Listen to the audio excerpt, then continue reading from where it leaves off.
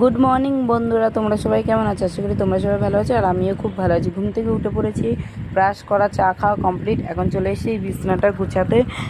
বিছনা কাঁথা কাপড়গুলো সব না গুছিয়ে রাখলে, বিছনা না রেডি করলে কোনো কিছু রেডি না। তো বিছনা রেডি তো সব রেডি, বিছনা সৌন্দর্য সব সৌন্দর্য। এই যে আমার বিছনা কমপ্লিট গুছানো।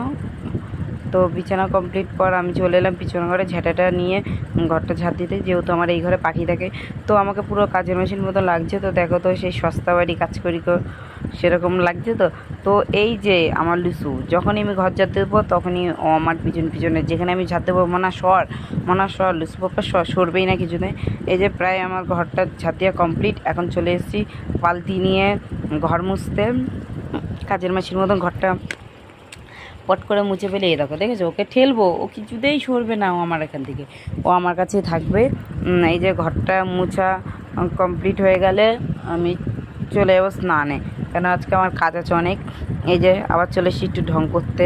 এখন ঘরটা মুছে নিই। ঘর মোছা কমপ্লিট হয়ে গেলে চলে যাব স্নান করতে, কেন আজকে আমার একটা বড় যুদ্ধ আছে।